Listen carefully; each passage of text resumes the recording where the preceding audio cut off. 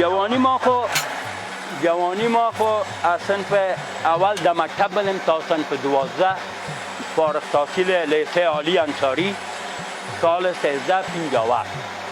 بعد از او در سال 1358 سرباز اردوی ملی شدیم در وقت ببرک کارمل رئیس دولت افغانستان و 4 سال خدمت کردیم. بعد از او هر دیگه دمو کسب خود شروع کردیم. خلاص می کسب پدرم بود. اون بچه های ما کل شانگر از بچه ها مینه، تو هم بچه ها هستن دیگه بچه ها کل نمی آنگریست دیگه.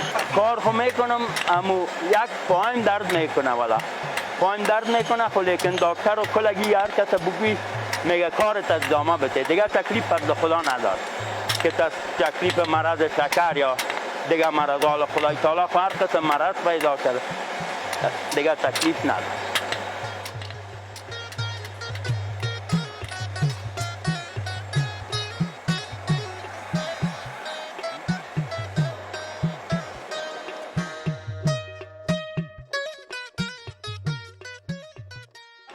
نه انشالله برای شما مانده ما در کوره حضرت داوود علیه السلام از کس حضرت داوود علیه السلام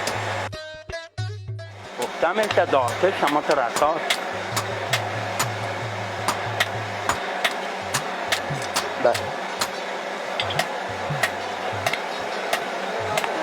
شش و نیم بجه دکان میم. بعد از چای میخوریم از 7 تا 10 دقیقه در کار شروع میکنیم تا 1 بجه تا 12 و نیم الی 1. بعد از اون نماز خواندن نان خوردن پس در کار تا نماز دیگر. کار آنگری ثقیل است، زور کار داره. از زور که ماندی دیگه خلاص است.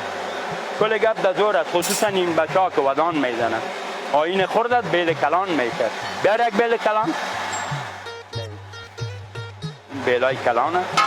از دیگه در کلانترش آمد خو نظر به اول و پدیه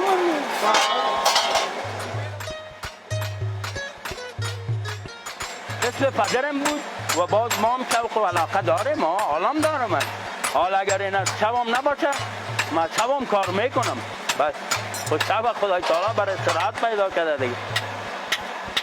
شوق زیاد داریم.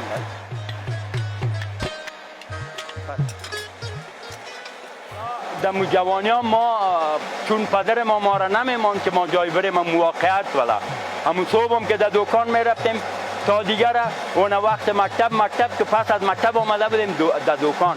خانه ما در دروازه لوری بود. دروازه لوری و انگری مسافه کم بود یعنی اتر جای را ندیده بودیم و حالا هم ندیدیم سابق که پغمان بریم و شمالی بریم و بچه های حال واره یا خرقه اوجا نبود امراتی و مسلمانی